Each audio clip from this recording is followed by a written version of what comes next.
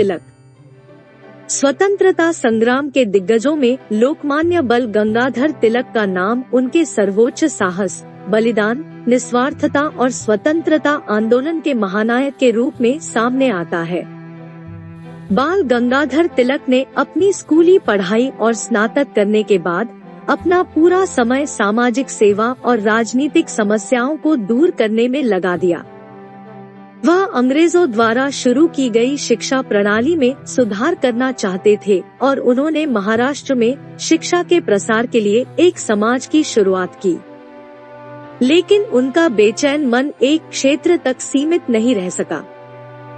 उन्होंने जल्द ही पत्रकारिता में कदम रखा और एक मराठी अखबार केसरी शुरू किया।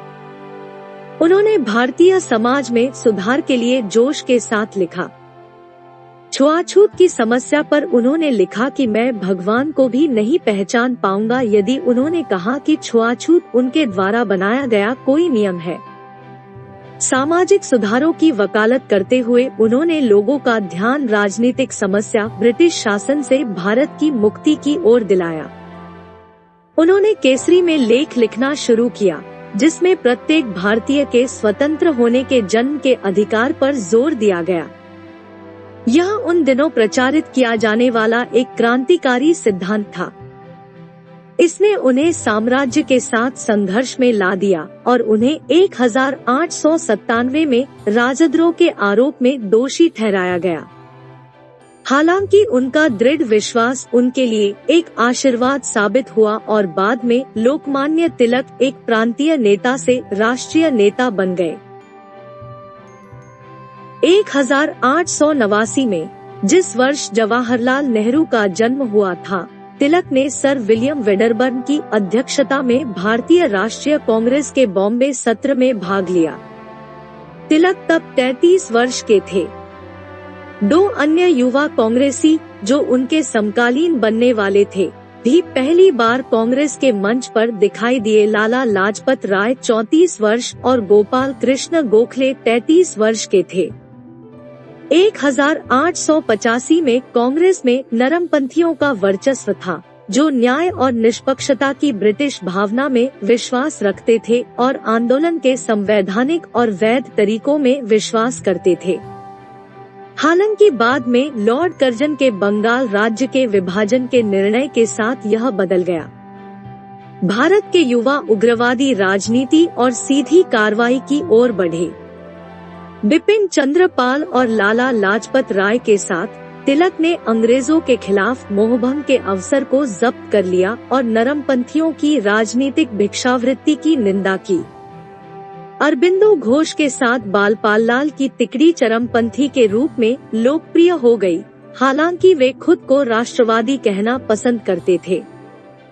द डिस्कवरी ऑफ इंडिया में नेहरू ने कहा कि राष्ट्रीय कांग्रेस के आने के साथ, जिसकी स्थापना 1885 में हुई थी, एक नए प्रकार का नेतृत्व प्रकट हुआ, छात्रों और युवाओं के रूप में अधिक आक्रामक और उद्दंड और निम्न मध्यम वर्गों की बहुत बड़ी संख्या का भी प्रतिनिधित्व करता था।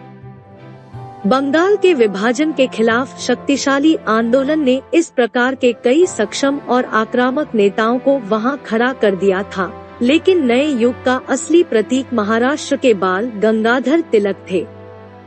पुराने नेतृत्व का प्रतिनिधित्व एक मराठा, एक बहुत ही सक्षम और एक युवा गोपाल कृष्ण गोखले ने भी किया था। क्रांतिकारी नारे हवा में थे, गुस्सा बहुत तेज था और संघर्ष अपरिहार्य था। इससे बचने के लिए कांग्रेस के पुराने पितामह दादा भाई नौरोजी, जिन्हें सार्वभौमिक रूप से सम्मानित और देश के पिता के रूप में माना जाता था, को उनकी सेवानिवृत्ति से बाहर कर दिया गया था। राहत संक्षिप्त थी और 1907 में संघर्ष हुआ, जिसके परिणामस्वरूप स्पष्ट रूप से पुराने उदारवादी वर्ग की जीत हुई। लेकिन इसमें कोई संदेह नहीं है कि भारत में राजनीतिक विचारधारा वाले अधिकांश लोगों ने तिलक और उनके समूह का समर्थन किया। 24 जून 1903 को बॉम्बे में तिलक पर गिरफ्तारी वारंट जारी किया गया था। राजद्रोह के आरोप में तिलक का ऐतिहासिक मुकदमा 13 जुलाई को शुरू हुआ। उन्हें दोषी ठहराया गया और मांडले, बर्मा भेज दिया गया, जहां उन्हें अपने जीवन के अगले 11 साल बिताने थे। फैसला सुनाने पर तिलक ने निडरता से कहा, मैं केवल इतना कहना चाहता हूं कि जूरी के फैसले के बावजूद मैं इस बात पर कायम हूं कि मैं निर्दोष हूं। ऐसी उच्च शक्तियां जो चीजों की नियति को नियंत्रित करती है, और यह भविष्य की इच्छा हो सकती है कि जिस कारण का मैं प्रतिनिधित्व करता हूं वह मेरे मुक्त रहने की तुलना में मेरे दुख से अधिक समृद्ध हो। मांडले में तिलक ने जल्द ही खुद को लिखने और सोचने की दिनचर्या में स्थापित कर लिया। कर्मयोगी ने स्वयं को पढ़ने में, नई चीजों को सीखने में और गीता के सच्चे संदेश पर चिंतन करने में लीन कर लिया। इस निरंतर पठन और चिंतन का सबसे फलदायी परिणाम गीता रहस्य था। 8 जून 1914 को तिलक को सूचित किया गया कि उनका वनवास समाप्त हो गया है। वह तब 58 वर्ष के थे और उनका स्वास्थ्य टूट गया था, लेकिन उनकी आत्मा झुकी हुई थी। भारत लौटने पर उन्होंने अपनी राजनीतिक गतिविधियों को फिर से शुरू किया। तिलक के जीवनी लेखक डीवी तमहंकर के अनुसार वर्ष 1916 तिलक के करियर का सबसे महत्वपूर्ण वर्ष था।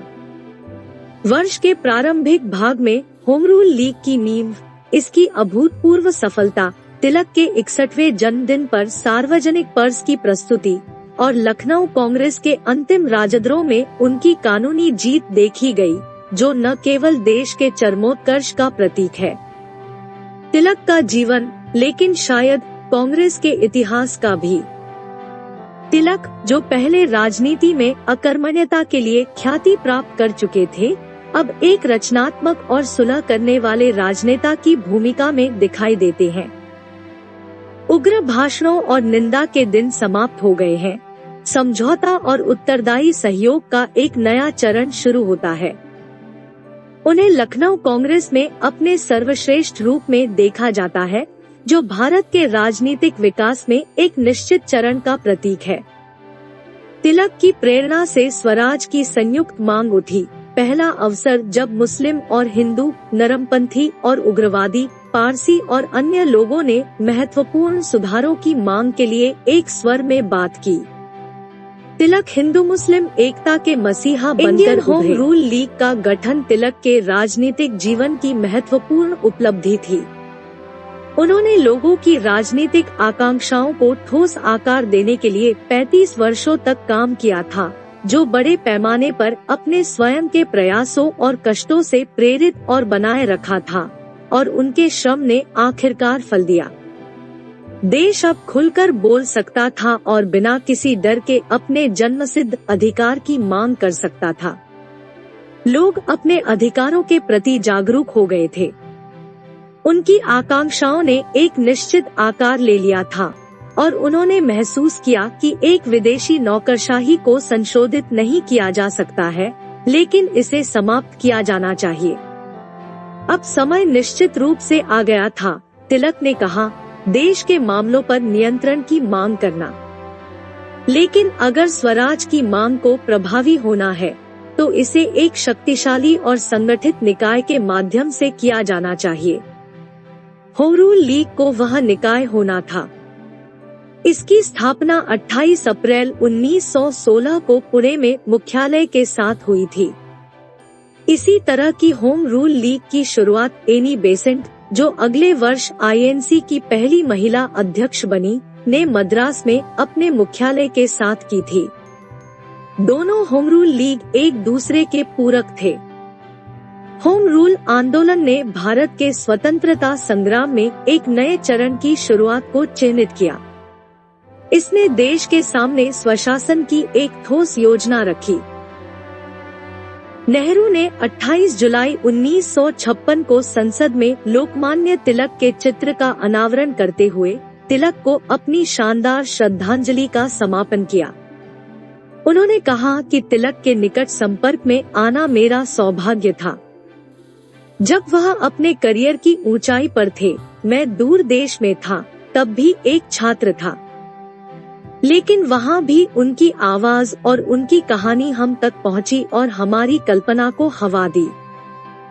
हम जल्दी ही उस प्रभाव में पले बढ़े और इसके द्वारा ढाले गए। एक मायने में उस समय के युवाओं के लिए भारत वही था जो तिलक ने प्रस्तुत किया था, जो उन्होंने कहा था और जो उन्होंने लिखा था, और सबसे बढ़कर उन्होंने जो झेला था। यही वह विरासत थी जिसके साथ गांधी जी को अपने विशाल आंदोलनों की शुरुआत करनी पड़ी थी।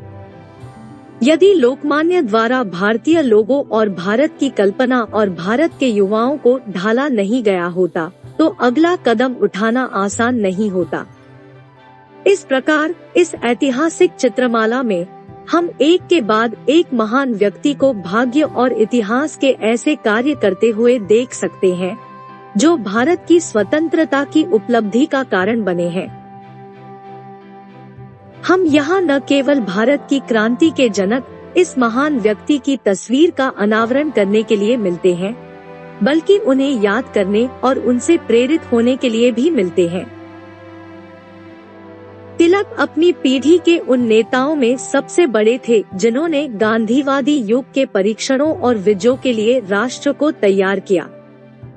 गांधी जी द्वारा असहयोग आंदोलन शुरू करने के एक दिन पहले 1 अगस्त 1920 को तिलक का निधन हो गया। इस प्रकार एक के अंत और दूसरे युग की शुरुआत हुई, जो उनके स्वतंत्र भारत के सपने को साकार करने में परिणत हुआ।